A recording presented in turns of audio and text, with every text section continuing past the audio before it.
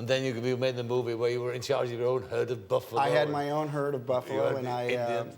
you know, we used our own money to make that movie. You know, no one really wanted to make Dances with Wolves, and every studio passed on it, and passed on it for about a year, 2 years. We had about 27 passes, and I had a couple great directors that just felt that it was too long or something like that, and so at one point I said, oh, I'm going to make it. I might not make it as good as them, but I'm going to make all of it. And, you know, I guess one of the things that doesn't necessarily play is my movies have a tendency to be longer.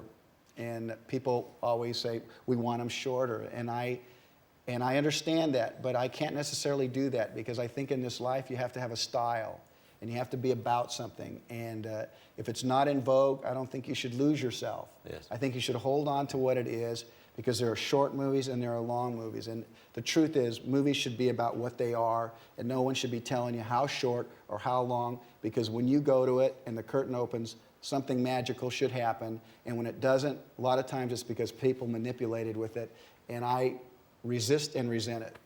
How personal? Yeah! Well, that was...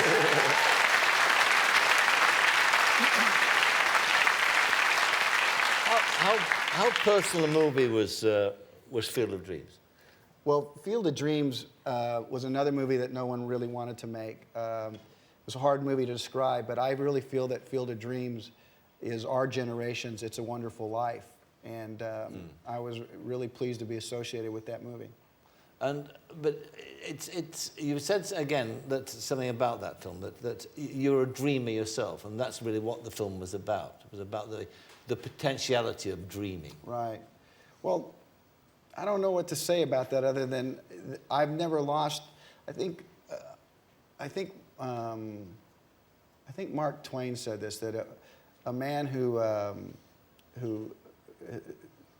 if a man has never given up his childhood, then he's absolutely living his life correctly. and I don't want to give up the wonderment that I have. First limousine I ever rode in, I was 28. My children rode in a limousine since they're in diapers. I still, the first limousine that came to my house, I went out and took pictures of it. I still get to travel the world. The rooms that I get to stay in still make me excited. I don't want to lose the wonderment of things, and I don't want to lose the ability to dream. And I think the biggest thing about dreaming is not being afraid to fail. If that's your dream, then you have to go for it. And what you have to do is resist the fear that comes with maybe failing to reach it. That's the line in the film, isn't it, where the guy says, you know, I'm going to be like my father. He never had a dream in his life. Right. Yeah. I mean, I don't know anybody, any man who watches that film and doesn't cry. He says a word. He says a word. He says a word at the end too, where he says he looks at his father, and he says at one point, he says when he looked at his father, he said he looked ancient. And I think sometimes we're going to get old, but I don't think you have to be ancient. And I think when you lose your dreams and you lose that sense of wonderment, I think you do get ancient.